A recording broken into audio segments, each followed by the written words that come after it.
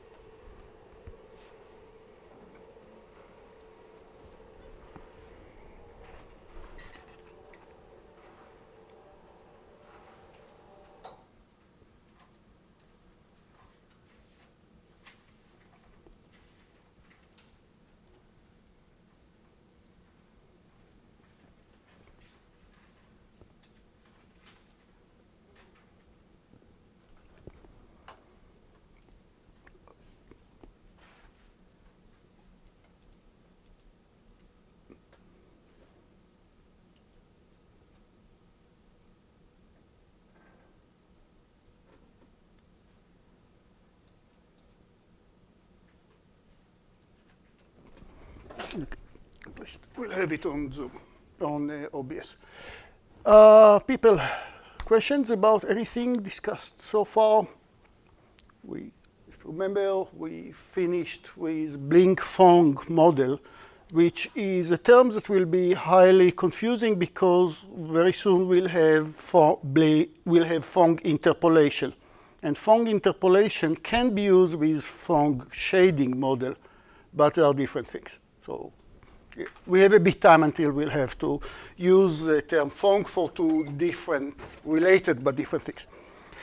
And hopefully everybody is good with the specular light model. What is exponent P that you see right here?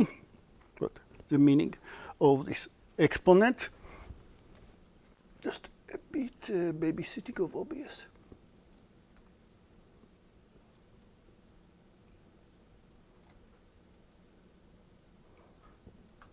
And our camera is showing the right bottom. Yeah.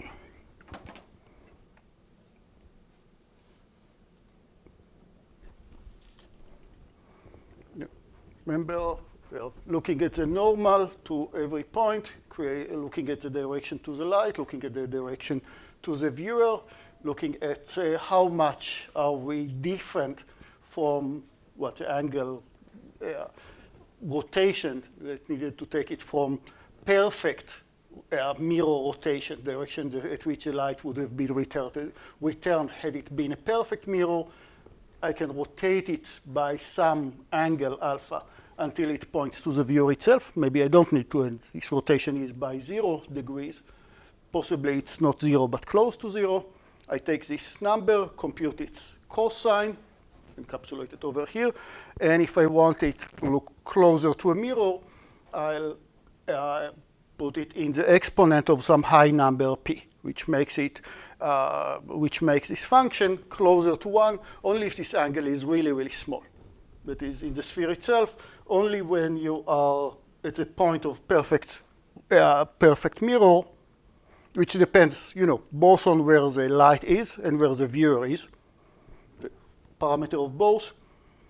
Only at this point I'll get the whole returned, or very close to this point where this angle that you expressed right here, what you see here is actually the cosine, is still very close to 0. The angle is very close to 0, the angle is very close to 1, and what happened right now? Okay, and we saw the effect. So the effect of what happened when you are changing the exponent, P becomes larger and larger, then the specular spots become smaller and smaller. Why? Because it makes it more and more selective of through which angles will I have this the spot returned. Small p, you can here have a whole spectrum, a whole gamut of angles. Large p, you have very few angles. It means that the cosine to the exponent of p will be close to 0 very fast. And I mentioned it before, and I'll mention it again, that the color of the object itself is not playing at the game at all. If you illuminate it by a white light, then the specular spot will be white. Make sense? No matter what the color of the object. It's different physical material. It's like you're taking a blue ball, but then you're putting a lac on it. So the specular effect will be from the cover of lac, cover of thin material, and doesn't use the original color of the object. It will look white no matter what the color of the sphere is. Now, when you're using one of the visual systems, graphic system, OpenGL, etc., you can specify that you do want only to return blue or only green as a specular effect. Okay. And now we have this formula. You're just summing up together for every pixel the sum of lights from all the sources, summing up the sum of light from all the light sources and all the shading effects. What are the shading effects? We have 3 of them. We had ambient, which is not really shading, just same light everywhere. We had the diffuse, and which depends on where the light is, but not where the viewer is. And we have the specular that takes both of them into the game. Sum them up, make sure that it's not creating an overflow, no more than 255, and that's what you're doing per each and every pixel. So the main loop, go for each surface, see how much light coming from this surface by multiply the properties of the surface by the intensity of the light, add to it the specular, and add to it diffuse, and that would be the values that you'll, at the end, you'll return. Hopefully you have seen or you are good with this type of code. The important part over here is that you're just returning for this particular point the sum of light of all the from all the effects and all the sources of light. Could be several suns, could be several projectors, like here, point sources, 1, 2, 3, 4, 5. There is still the question of how should I create the feeling of a surface that illuminate my object.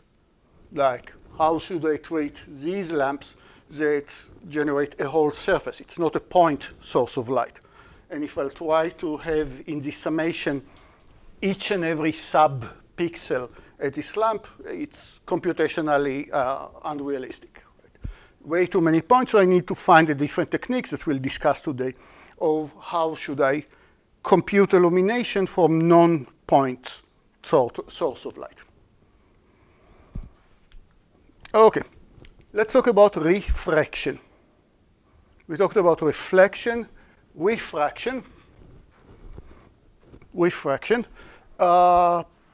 Please raise your hand if you have not studied Snell law before.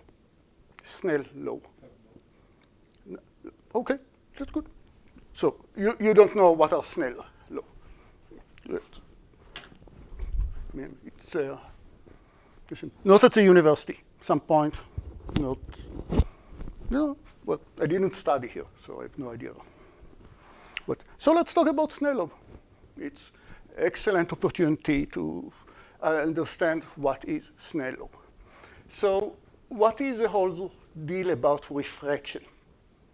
So if I have a light, or if I shoot, if I illuminate, replace the eye by replace my eye by a laser pointer. If I shoot my laser pointer towards the water, once it hits the face of the water, this laser ray might bend. Not always, but might bend. Again, I shoot my laser pointer. If I will shoot my laser pointer down, here's a pool. This is a pool full of water.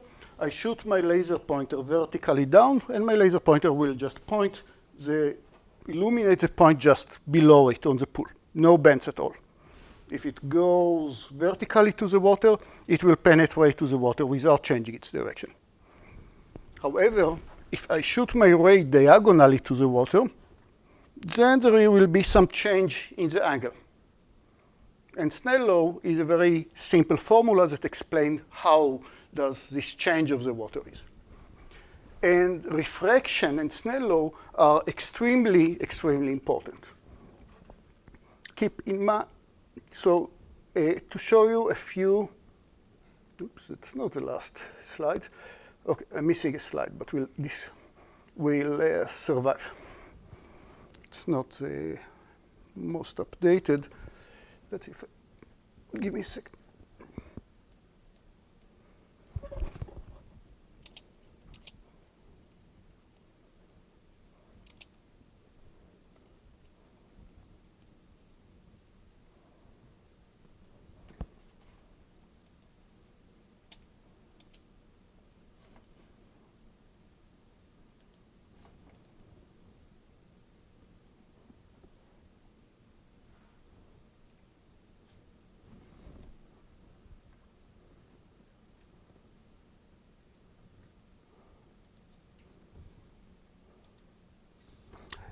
Yeah. So my ray, I pretend that I replace my eye with a laser pointer. I point into the water, and the ray bends somehow when it hits the water. Sometimes, not always. Not if it hits it vertically, not if it hits it or horizontally, but in certain cases, it will bend.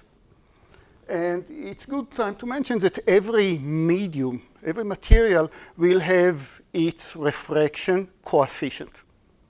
N of this material, N of water, is some number that is a refraction coefficient. It comes up in the next slide. And it happens that the refraction coefficient for air, well, it's not exactly, depending what exactly you have in there. If it's vacuum or close to vacuum, the refraction coefficient for air is 1. We'll say it in a second. Reflection coefficient of water, N of water, and it will be confusing in the next formulas in the next slides. We have boldface N that is normal. Boldface N is normal. And italic N, which will be the refraction coefficient. Don't get confused between the two. Boldface is a vector without a boldface. It's a scalar, dimensional scalar. And I'll tell you that for water, this reflection coefficient is about 1.3.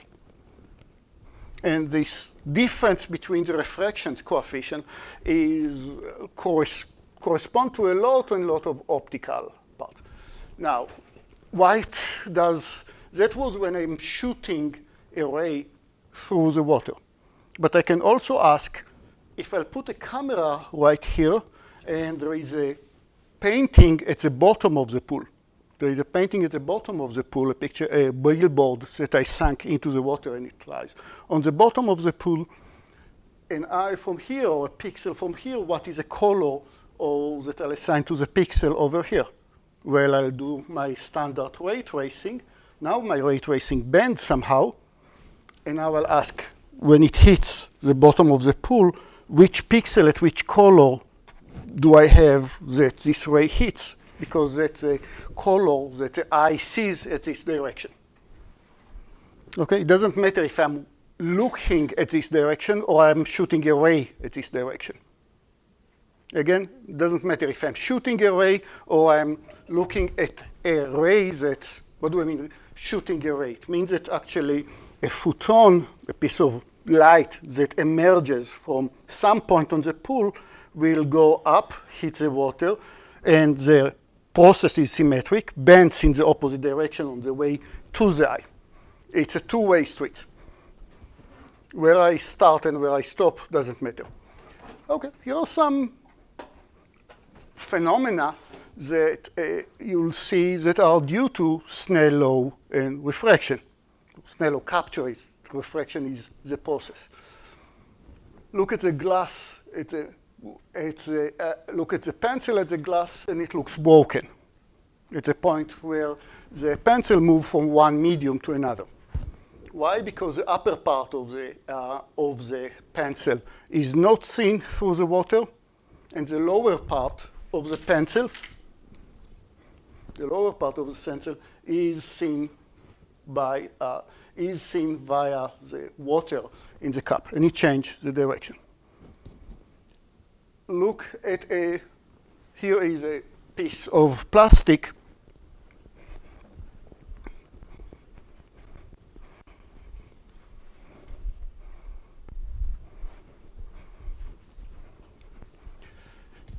Here is a piece of plastic where a ray of light hits its surface. It bends somehow. It used to be horizontal. Now it bends somehow.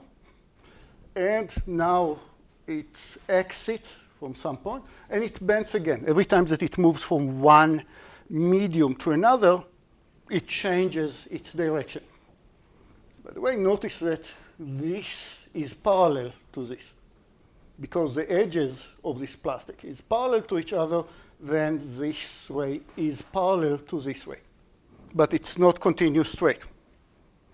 Does it mean that this ray cannot continue straight through the plastic? No, it could continue straight, but that would be only if it hits in the direction of the normal to the surface. Let's see more examples. Lens, like what I have in my glasses. Lens of plastic, different mediums than air, usually about 1.5. A ray that hits my lens at a direction that is orthogonal to the normal will change straight, will continue straight. Again, if your ray hits the normal at orthogonal direction to the normal itself, orthogonal to the surface, it doesn't bend. It continues straight. So this ray that continues in this part of the lens continues straight. What about this lens? It hits the lens at this angle, so it bends once, and it bends once again when it exits. And the same goes for this way. Bends and bends again. Look at the shape that you see at the bottom of the pool in a sunny day, which is actually an exercise that I gave several times in this course of graphics to create images on the bottom of the pool and the pattern of the light. The waves that are created on the pool, how do they affect the shapes that you see on the bottom of the pool? Why does it happen? Because here is my pool.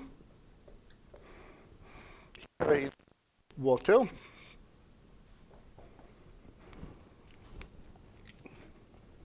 Ray of light coming from the sun, hitting the surface.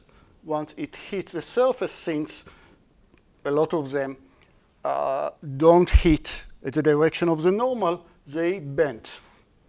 And if they bend, like in, let's exaggerate it, if they bend like in this wave, I have sun is pretty far away, all the rays are coming parallel to each other, but because they hit a different angle, they all meet, they will all meet and concentrate at this point, which is exactly where you see highly illuminated parts of the pool and lower illuminated parts next to it. So the highly illuminated parts are exactly the focal of all these rays that concentrate into it. And of course, the waves moves, which explains why the pattern on the bottom of the pool moves as well. And we cannot not mentioning that reflection or refraction also in charge of full refraction, which means what? That a ray of light that enters the surface actually bends so much that it doesn't bother leaving the surface. It stays inside. And that's a very useful property. Why is this so useful? Because if I'll take a pipe of plastic, narrow enough pipe of plastic, and shoot a ray of laser, usually, ray of laser that will penetrate into the plastic, it will continue until it hits until it hits a boundary, and now, because of Snell law, it will break, but some of it, some very little amount, will go out, but most of the energy will actually bend so much that it stays inside the plastic and will bounce from side to side, and it has a name, that's fiber optics. So lots of very important processes that are refraction captures. And Snell law is very, very simple to state. I'll show you an example that is more annoying to understand, but easier to program in the next slide. But first, let's see how it is in the cleanest way. Snell said the following. Every two materials, each one has its own refraction index. For example, if this is water, then its refraction index in water would be 1.3. If it's plastic, glass, it will be 1.5. Air, roughly 1, depending on temperature, depending on gas, depending on other parameters. Now, look at the normal, where it's a normal to the surface. Of course, normal to the surface. Look at the angle at which a ray of light hits the surface. The laser hits the surface. Look at the normal. It creates an angle theta. It bends. Look at the angle that is created right now, phi. Phi.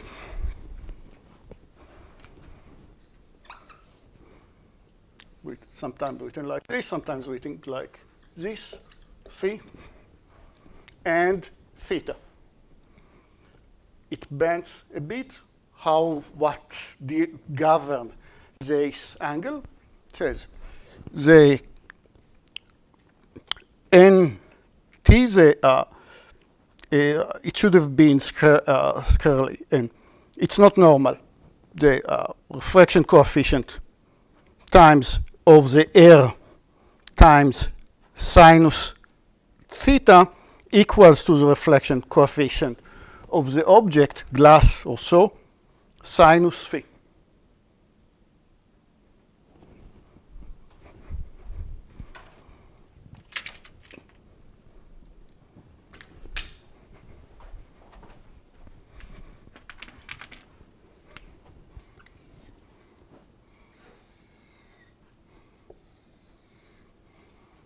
Here is my normal, here is my ray, R, and this is theta.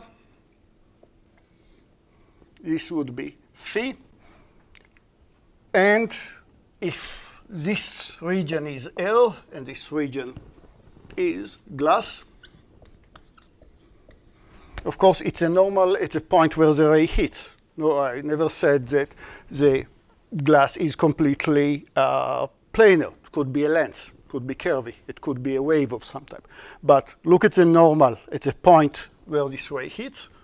Then 1 in this case, which would be n of r, which is 1 times sinus theta, equals 1.3 sinus phi. Because glass has n of glass, reflection coefficient would be 1.3. So how can I do a ray tracing that has a lens in the middle, like a crystal ball, like a pool at the middle? I'll shoot a ray, as before. Maybe there is a camera here, eye or camera right here. Here is a pixel pi. I shoot a ray through pi, and I want to assign the color, and I want to know where this ray t, where it's going to hit. So what should I do? I need to figure out what is phi. How can I figure out what is phi? I'll write that sinus phi equals sinus theta times 1 over 1.3. So far? Okay. Sinus phi, just replace sides, and divided both sides by 1.3. But I want to know what is phi, not what is sinus phi. So is there any consensus? Do I like to write sinus of -1 or like arc sinus? Both mean the same thing. Sinus takes an angle and tells you ratio between two numbers. Arc sinus take a ratio and spits out an angle, just the opposite direction. Then arc sinus takes an angle, is just the opposite of a sinus. If I have a triangle, right-hand triangle, sinus alpha is this divided by this. Arc sinus of 1 divided by 3, that's 1, that is 3. Arc sinus of 1 divided by 3 will tell me what is the angle alpha. Okay, so from now on, using all of it, phi is arc sinus, sinus minus 1, of 1 over nt, the refraction coefficient of this number, times sinus theta. So if you know what is theta, you can also know at which direction your ray continues. And that's Snell law. Everybody understand? Understands? And that's how optics in general works. Now, of course, nothing is working so cleanly. Like the refraction coefficient depends on temperature, depending on the frequency of the light. It's not always that uniform, but it's a very, very good approximation. I mean, it doesn't care that much about which frequency. Oh, it's a good approximation to any frequency of the light, and it's a good approximation to all the materials. Trivia question, which material has the highest refraction coefficient?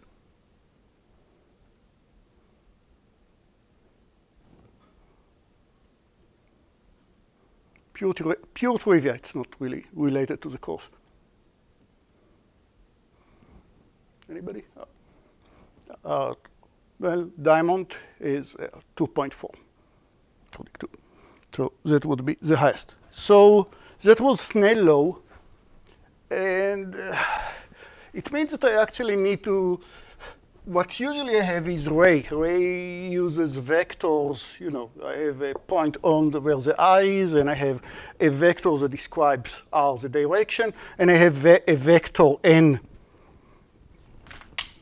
A vector n for the normals, and a sinus is not friendly method. It takes lots of time to compute for the computer, and it's not very hardware friendly. What hardware likes to do? It likes to take vectors and multiply them by each other. Cross product is nice. Linear interpolation is nice.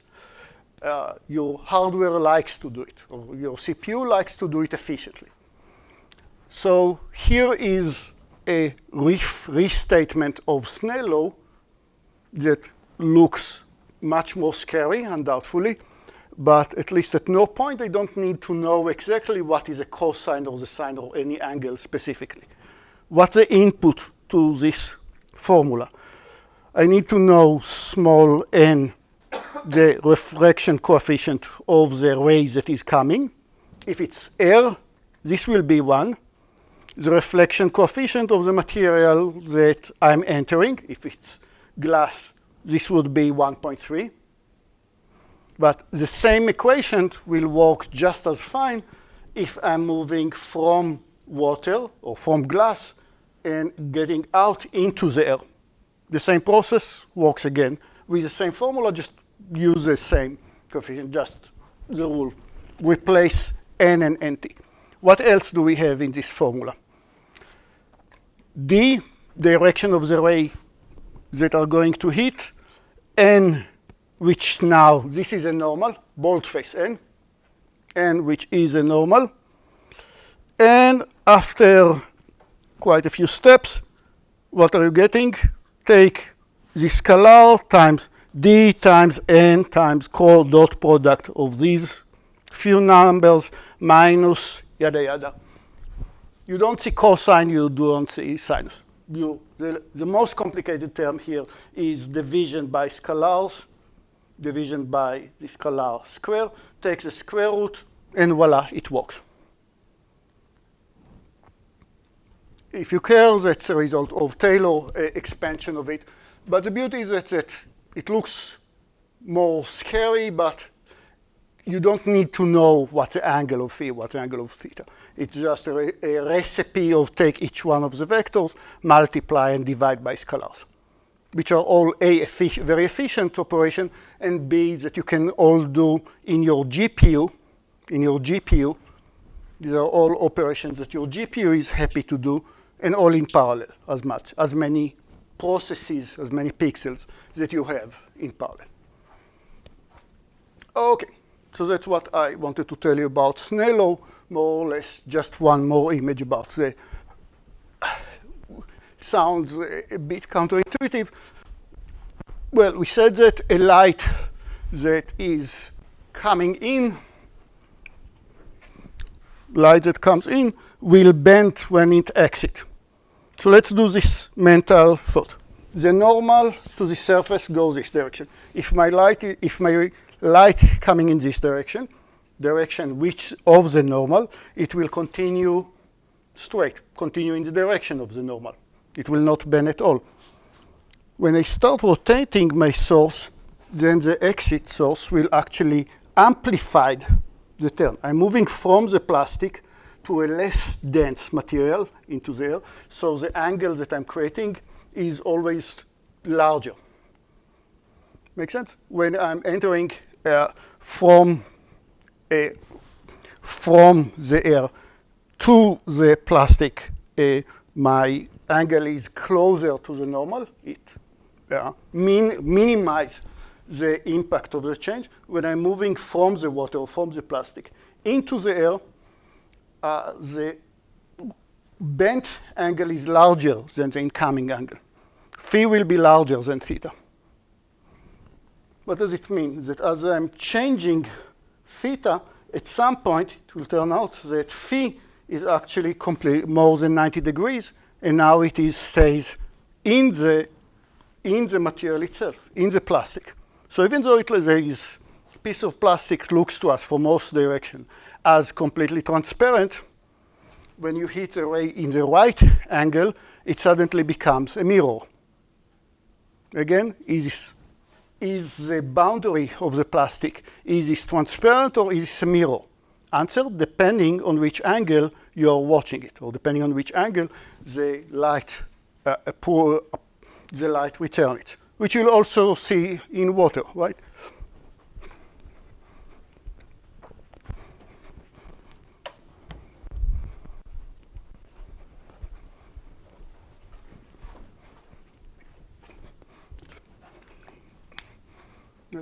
This is my face of the water in the pool. This is the face of the water of the pool. Let's say that my pool is completely full, so I don't have the boundaries. Then if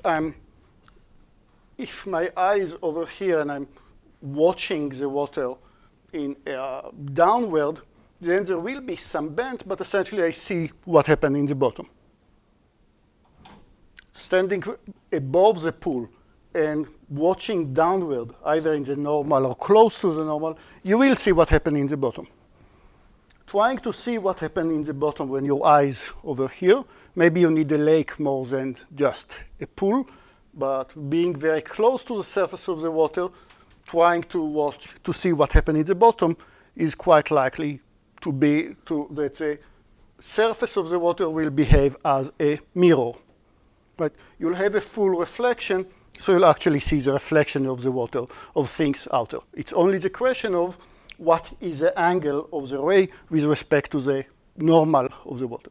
Closer to 90 degrees, you're getting close to the full refraction. Quite surprising, right? That the same material can be completely transparent and completely opaque, just depending on from which angle you're watching it. Okay, that's what I wanted to tell you about full reflection. Talking about recursive ray shooting, we talk about it. How do I create shadows? I create shadow by asking for these points. Hey, do I see the light or not? How do I know if it sees the light? I shoot a ray to the source of the light and see, did I hit it or did I not hit it? Right. So I use the same process of shoot a ray and ask what are the objects that it hits, and do they hit any of the spheres or billboards before or after it hits the lamp. And that's how I know it's in the shadow or not. So that's easy.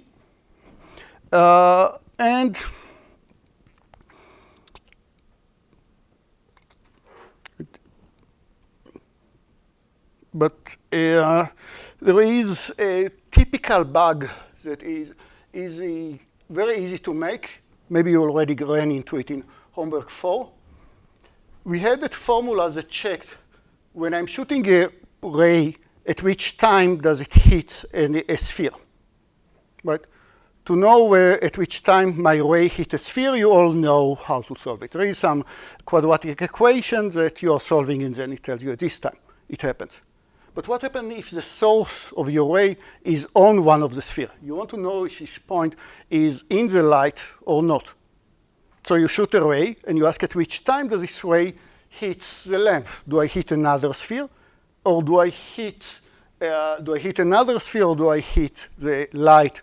Which one happens first?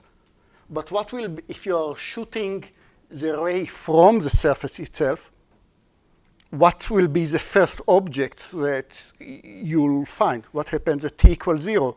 You're already on the sphere. It sounds very stupid, but it's very easy bug that could be very annoying. If you're not careful, you'll figure out that every point is in the shadow because a ray from this point hits a sphere before it hits the light. Which sphere? The sphere that you're shooting from. So you just need to be aware of it and either move a bit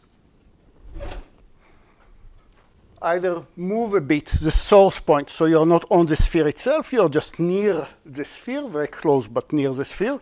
That is, Amir, you want to start getting yourself arranged? How do I find this point here in my center of the sphere?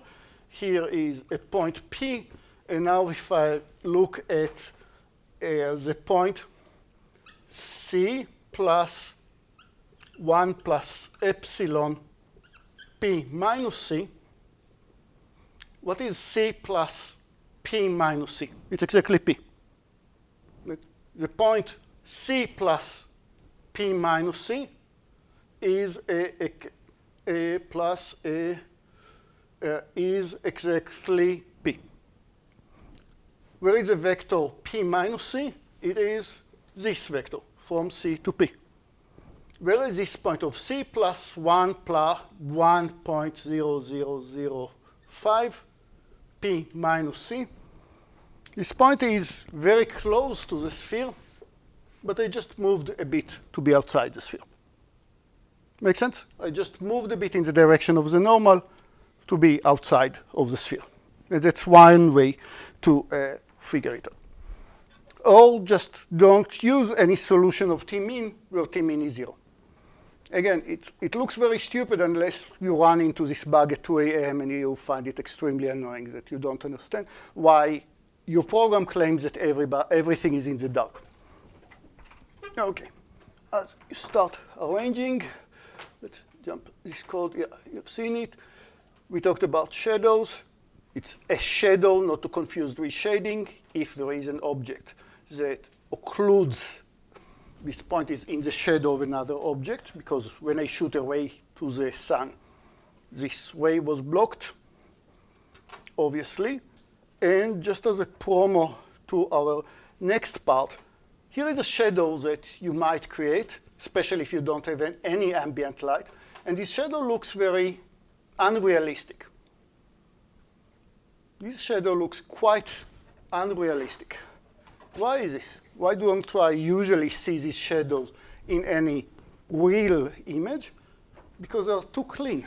Usually when I see the shadow, there is some area where my surface gradually moves from being in the shadow to being fully illuminated. Should be some surface, some part of transition around here. It's very rare that you'll have just one point source of light. Think about theaters, old styles, that you have one big projector that you use to follow everybody, and that was close to have strong shadows. But most shadows tends to look more fuzzy. And if you're fine with this picture, which does look unrealistic, that's fine.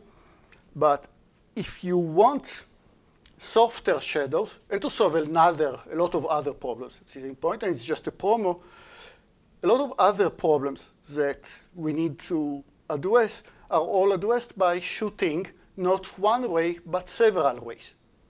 But infinitely? No. I'm just going to sample a few and use Monte Carlo method, like gamble a few times. What do I mean here? Again, as a promo, what I mean is that if I want to create this surface but shows that a more realistic shadow or shading, actually from this point to know if I hit the cayenne ball and how much cayenne influence I have on this point, I mean, when I watch this point of the floor, you do see the reflection of the cayenne over here a bit. Because the cayenne is illuminated, it shoots some ray over here. How do I estimate it? I'll shoot a few rays at random direction and ask, hey, do I hit the cayenne or not? And if yes, then I'll take the average color of several rays. The same I'll do if the cayenne sphere is actually a big lamp, not a point lamp, but a big surface of light that emits light altogether. Maybe it's a wall that the light is reflected from it. And that's how you're getting a much more realistic, if you like, this fuzzier cursor, but arguably much more realistic reflection of, I mean, this ball is shiny, but it's not entirely smooth. Right? You'll argue that this ball is shiny, but it's not entirely smooth. Well, how do I know that it's not entirely smooth? Because I do see the reflection of different cubes in the sphere, but the boundaries between them are not sharp. This suggests that the surface itself are a bit rugged, which means that it does not behave as a mirror. It behaves like a mirror, but the direction of every flat are slightly tilted. How can I simulate it? From every point that I shoot to the sphere, I'll shoot several rays that will behave more or less like a perfect mirror. Here is a ray that came. It hits the surface mirror. It bounced. Red tells you the main direction that it bounced. But in addition, I shoot a few rays in a very close by direction. And each one of them reports Each one of them reports about the color of a block that this ray hits, and the colors that are assigned to this point, will be the average colors of a few rays. You don't need many, but you need more than one. At which directions exactly? People that took algorithms with me know that I'm a big fan of randomized algorithms. You decide about minimum angle, maximum angle that you are willing to suffer, but between these angles, you're picking a random angle several times. Take a few random values several times. That's distributed ray tracing. That will tell you how to shoot a few rays multiple times. The same you're doing, again, as part of this promo, if you want to create not hard shadows with clear boundaries, but soft shadows. Why do I have this transition area between the full shadow and the out of the shadow? Because a few rays because it's not a point source of light. The source of light might be reflection from the wall, might have some area, might be some of the lamps that you see here that have some region. So from every point here, I shoot a few rays into the light, and the transition area happens because some of these rays did hit the lamp, and other rays, among this bundle of rays, other rays were occluded by one of the objects, which explains why you have this transition. Similar to it, notice the soft shadow for the very same reason over here, much more realistic, for good and for bad, right? A lot of shades of gray in between. Other applications, anti-aliasing. What's the problem here? Aliasing, degradation. How do I distributed ray tracing solve it? You're sampling a few points at random, and it gives you the average value at this point. Once again, instead of shooting, that's a pixel, single pixel. What did we know so far? Shoot one ray through the middle of the pixel. What's the new technique? Shoot a few rays through the same pixel and take the average, each one of them. It will help you fight aliasing, but you can go even better using randomization. Instead of deciding about the exact location of these points, pick them at random. It will work just as fine, and is better to avoid the aliasing process. Remember, we saw the Moore pattern that black and white was appearing in strange ways. Amir, all yours. The start, then this class and next one, and maybe the next one will interweave between the two of us.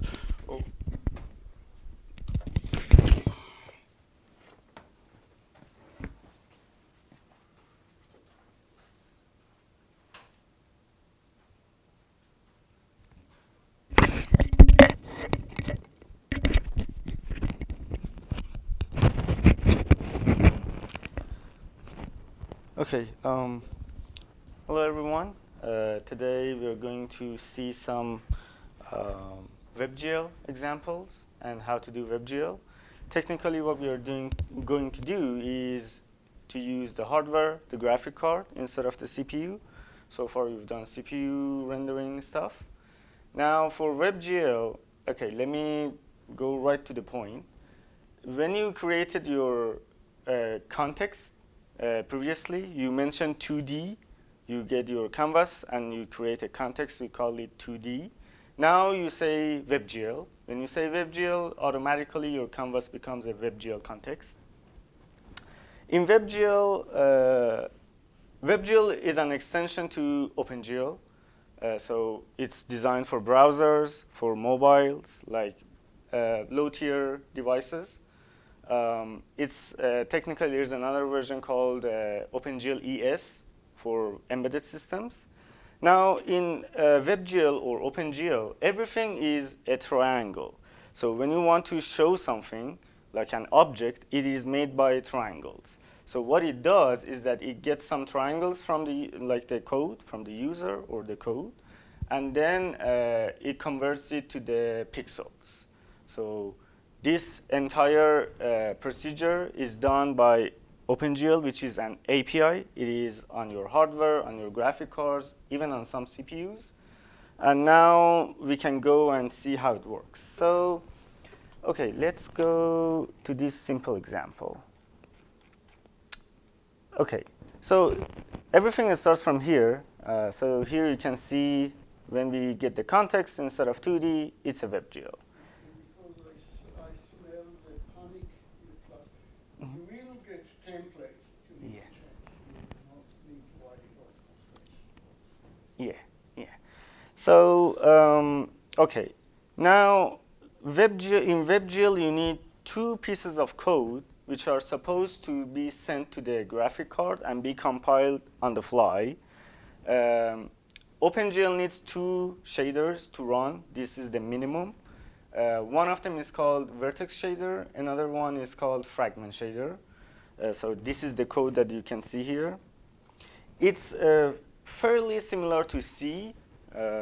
It has a lot more types of variable designed for graphic stuff. So now the point here is that, okay, the vertex shader runs on your vertices. I said that everything is triangles in OpenGL. So initially you need to send the vertices to your graphic card. It goes to the vertex shader, and then it runs a fragment shader. Fragment shader actually fills out the pixels on your monitor. So you need to have these two pieces of code. We will go through it, but first let's go a little bit further and see how it works.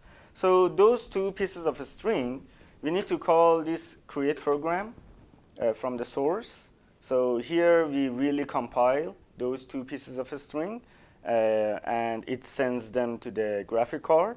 Then we need to get some addresses from our shaders. So, okay, so in your vertex shader, we have three types of variables. Let me scroll up. So one is called attribute, another one is called uniform, and another one is varying. So attribute is every type of data related to your vertices. These are attribute types of data, and it is only used in your vertex shader. So one can be position of your vertices. Another one can be colors, some colors on the vertices. You can even do some general purpose programming, like you want to simulate like sound propagation. You want to say what is the intensity of the sound on the vertices. So everything related to the vertices you send by attribute, you define by attribute. Uniform is a general purpose type of variable. It can be light direction, it can be some sort of vector, any type of data. Varying is a connection between the vertex shader and the fragment shader. So here I declare that something is varying. It means that it will be repeated inside my fragment shader. And what it does is that it interpolates from the vertex shader to the fragment shader. Let me give you an example. Let's say you have colors on your vertices, and you define a varying variable to be sent to the fragment shader. What it does is that your varying variable inside your fragment shader is actually the interpolation of like the vertices on a specific pixel. Because fragment shader only runs on pixels, vertex shader only runs on vertices. So the connection between these two is done by the varying variables. Okay, I may have gone a little bit too fast. Any questions so far?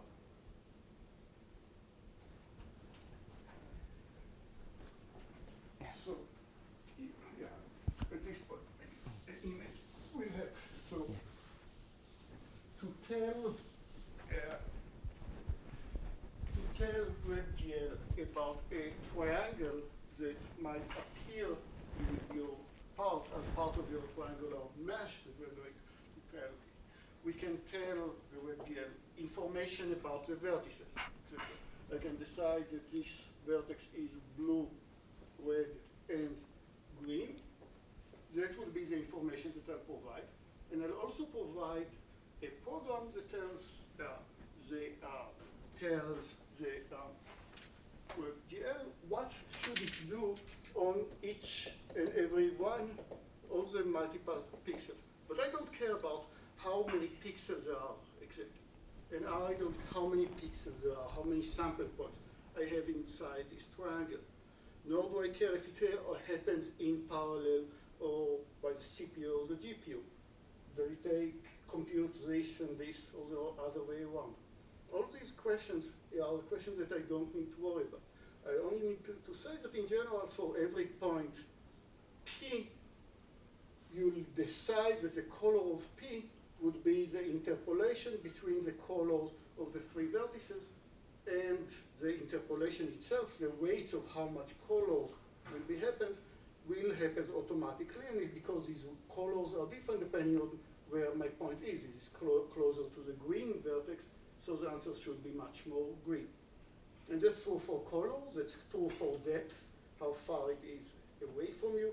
It's true for brightness, for approximating normals. There is plenty and plenty of other attributes that we can need, where we will say, we will provide information for the vertices, and everything that happens inside each one of the many triangles will happen automatically. We just need to ask, how do I blend the information from each vertices to the triangle that it happens? So I need to essentially give the three main pieces of information. What is the information for each vertex, and for independent pixels somewhere in between, not necessarily a point in between, not necessarily a pixel, how should you blend the information from the vertices to know what are the attributes of points inside. So, and WebGL by itself will smell what GPU wants on your machine. Maybe you don't, maybe none, and then everything will happen in the CPU, which will mean that each and every pixel will happen one after the other. Or we could say, hey, I like your GPU, I'll generate it so they all happens in the same time, or at least in big chunks at the same time. Yep, thank you. Yes, so the output of your vertex shader is this GL position. That's like the output, the minimum requirement for your GPU to draw a triangle. The minimum output like requirement for the fragment shader is this GL frag color. So this is technically the final color that you have on your pixel. So you can do a lot of manipulation of this GL frag color. Let's say you want to do diffuse shading and stuff. So you can do your calculations and add or subtract some colors from your final GL frag color. So, okay, these are some basics. Let's go to code and see how it works. So here we created our program from the source. Here I get the attribute location. Location is something like address. So this returned variable is the address of the attribute inside your graphic card. So when you want to send the data, you need to use this one. The name, there's a cultural thing like in graphic cards that people use like A underscore. It means that that's an attribute. That's just for naming convention. To just making sure you're not messing up. So for uniform, people like use U underscore something, and for varying V, of course. So here I get the variable locations. Here I get the uniform locations. These are the variables I have inside my shader program. You can see that here I create a buffer. When you want to send the data to the attributes, you need to create a buffer. So everything works as a buffer, and you need to say like how this buffer need to be treated. So here we create a buffer because, okay, let me tell you why it works like that. It's mostly because of performance. So you create a massive array of all vertices or whatever data you have for vertices, and you send it to the graphic card. You tell the graphic card that these are like 3 numbers, 3 numbers, 3 numbers. You need to tell the graphic card how to split that massive chunk of data. So here I created a buffer. Okay, this bind buffer, this is a fixed variable inside your graphic card, array buffer. And I create, okay, this is just the address that I created. It returns the address inside the graphic card. And this setGeometry is another function in JavaScript that I send the data technically to the buffer.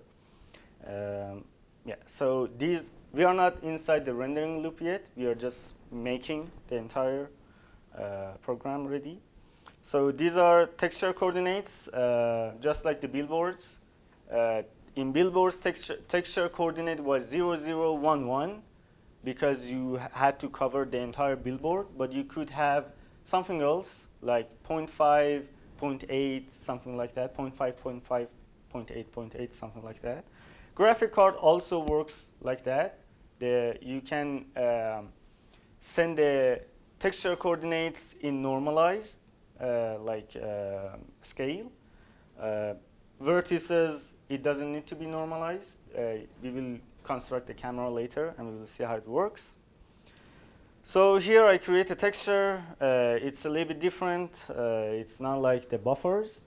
So these are some commands you don't need to memorize. I will give you these commands like the type of the image, even like which, like graphic cards, they can have like bindings to like 32 images simultaneously. Just because we talked about it, we still didn't formally discuss texture, even though you all created texture in whole form. Here is an image. I want to wrap this image on this triangle/triangle. This house with a person should appear multiple times as a texture to make it look like it's wood.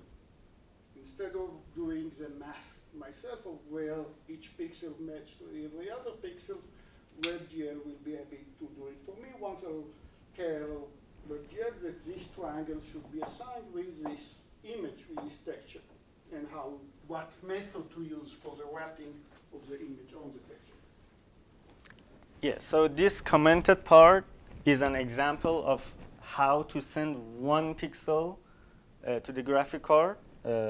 And this one is just sending an entire image. Yeah, so here I send a normal, just like the vertices, nothing different. So there are some commands in OpenGL. You see that all these WebGL commands start with gl.enable. So this enable, it turns on some features of the graphic card.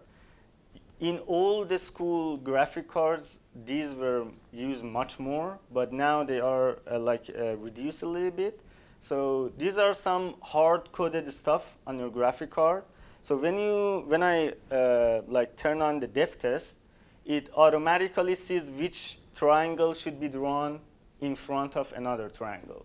If you don't enable this one, it depends which triangle is closer inside the memory of the graphic card. So it just draws the triangles. It doesn't care if it should be in front or not.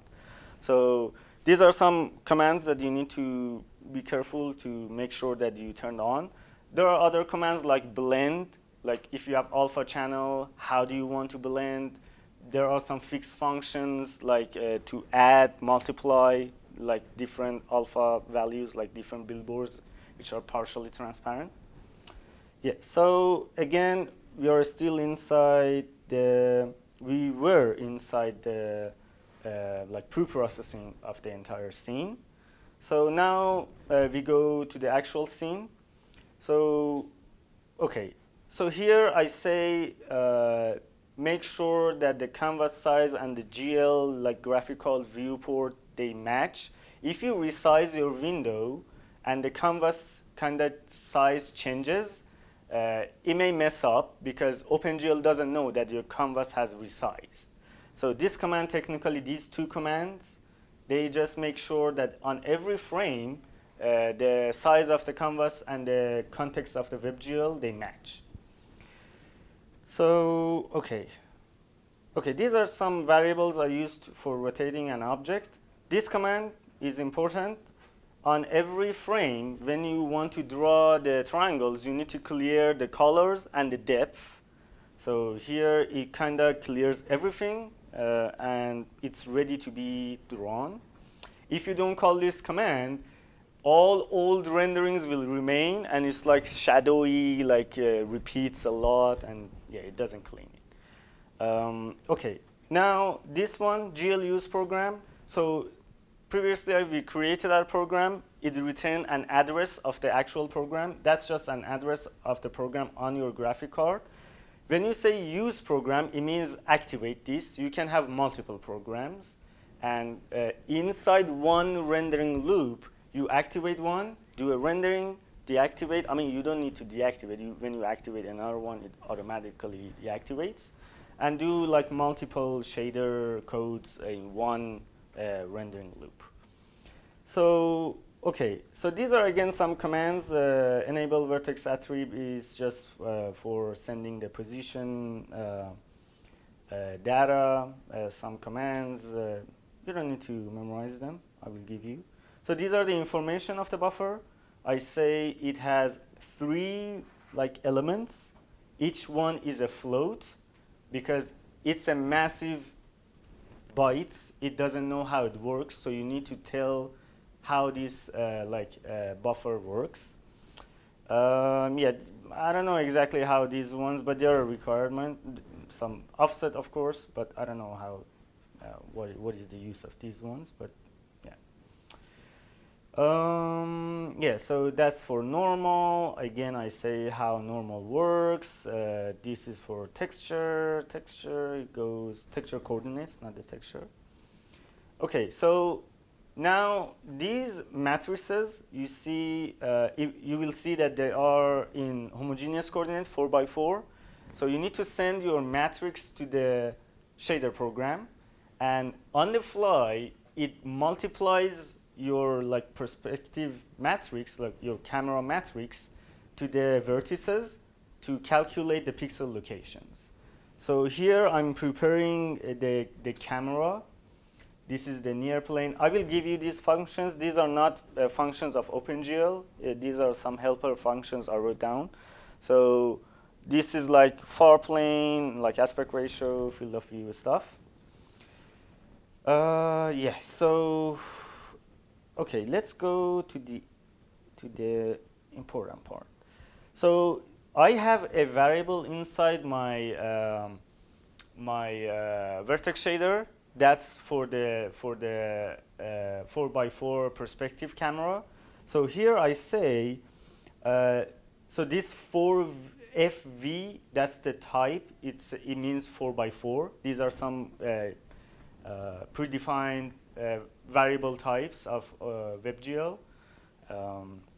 So I say send this matrix. This is the location. This is the address. This is the actual matrix. I say send it to this location on the graphic card. So here I send the uniforms. So your projection matrix is not attribute because it's not vertex wise. It's just one matrix. So it's not varying because you are not sending it to the fragment shader. Of course, varying has to be an attribute because it needs to be interpolated. It should start from an attribute. But this is just uniform, just one matrix. So you just send it to the graphic card by uniform type. Uniform I is just one integer. One I, it means one integer. 3FV, it means like a vector of 3 float numbers. This is like direction stuff. So this is the final command. When you say GL draw arrays, it's like, okay, it starts to convert the vertices to the pixels, and then it runs the vertex shader and then the fragment shader. So this is the final command. So I say the type of data is triangles. This one in old WebGL, like OpenGL, you could say even quads. You can say even points. But in newer WebGL, it's only triangles and points. And also wireframe, I think wireframe also works. So if you just see like in 3D Studio, like Max stuff, you change the type of rendering. So this is like triangle, wireframe, and point, but you don't need to use anything other than triangles. This 0 is the offset of your attribute buffer. It should be 0 because you want to draw all the triangles. And this is the number of vertices. So yeah, this is the final command, which means draw everything. I gave you everything. Now just draw it, and then it just goes and do the drawing. So these are some helper functions. Yeah. We continue, obviously. Yeah, Just sure. to see what happens. Yeah. Okay. Let's run.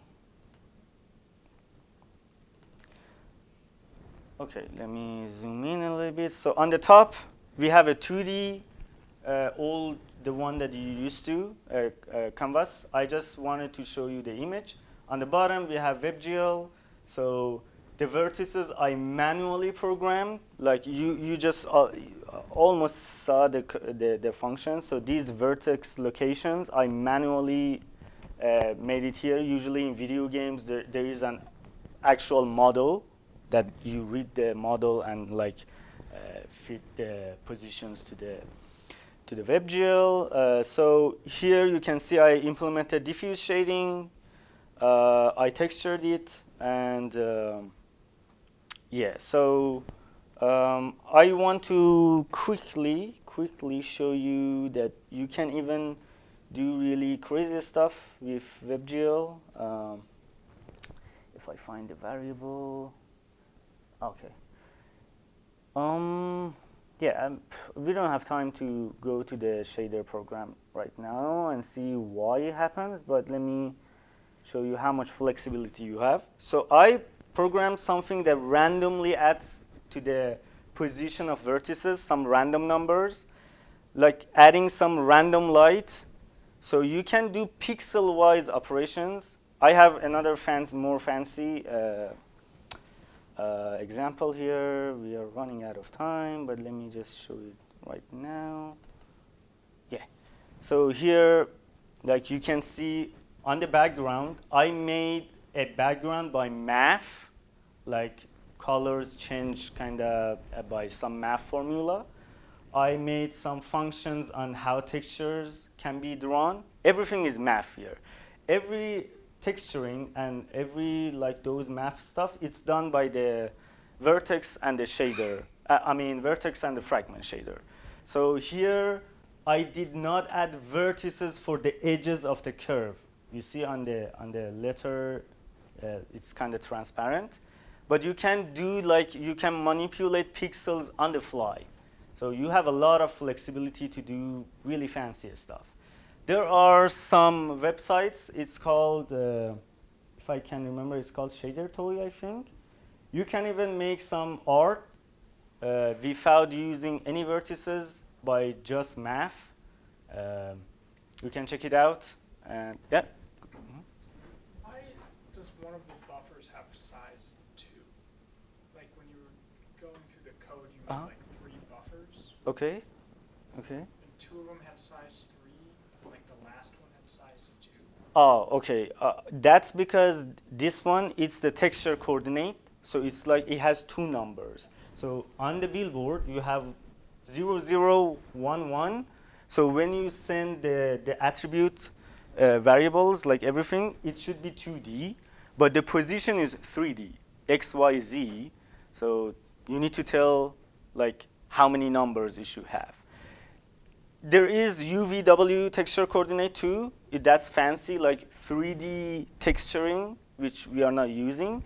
But for one billboard, like one face, you just need 2 numbers here, 2 numbers here, 2 numbers here, 2 numbers here. But just one sentence. Can you make one again? Oh, yeah. Yeah. One sentence about the big quantum that we have instead of ray shooting. There is no ray shooting involved. Here is the input, despite the hundreds of lines that you saw. The input is very small. So there are a few billboards that create this. There is a shape see various lights effect that happens without you needing to tell what exactly happened in the chart every pixel. You see the usage of some pixels are transparent, some are not, but there are just very few, tens, 20 pieces of this F that is floating in one image at least. In the background, and once you set all the parameters correctly and set the matrix that rotates it correctly, with not matrix rotation, but the matrix so they are correctly, your job is more or less done. You're pushing it and let these models, the WebGL, handle everything, right, including deciding which part of the F occludes which other part of the F, what is closest to the viewer. So all the occlusion, the first way, you ray tracing, you have to find what is the surface that hits the ray first. All of it will happen via the Z buffer algorithm that we discussed. That is implemented already. Next session, I will go in details to the vertex and fragment shader, and I will discuss some of the common issues you may encounter.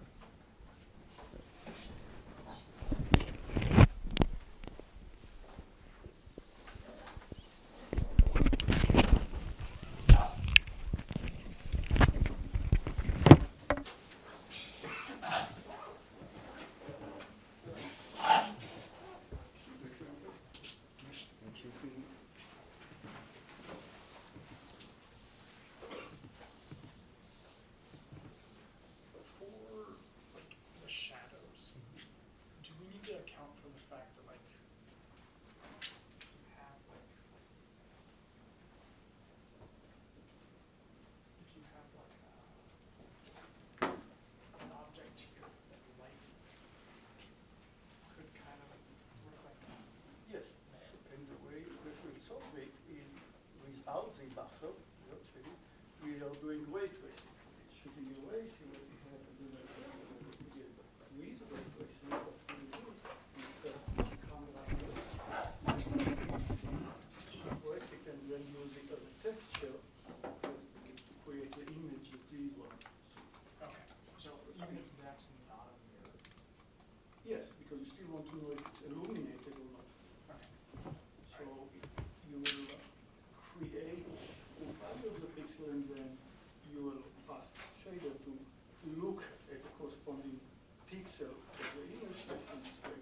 First key to understand where the display, but also to know where this ray is a different object. So it's two, you're generating two images for this purpose. We don't need to do that for Harmony 4 though. No, Harmony 4 is all ray tracing. Okay. It's still one way at a time, one pixel at a time. So homework 4, you're asking, I hit this object, I want to ask what shading it has, that is what the cosine of the cosine, do you want to add speckle or not, whatever. And so you need to ask, do I see the light? Or from this point of view, I will use the same ray tracing to now put the eye here and try to see the ray. It's very, very different than using Z buffer. Okay. So we are moving from 1960s graphics to 1990s, at least Z buffer to start with, and shader programming comes after OpenGL. That was beginning of the 20s.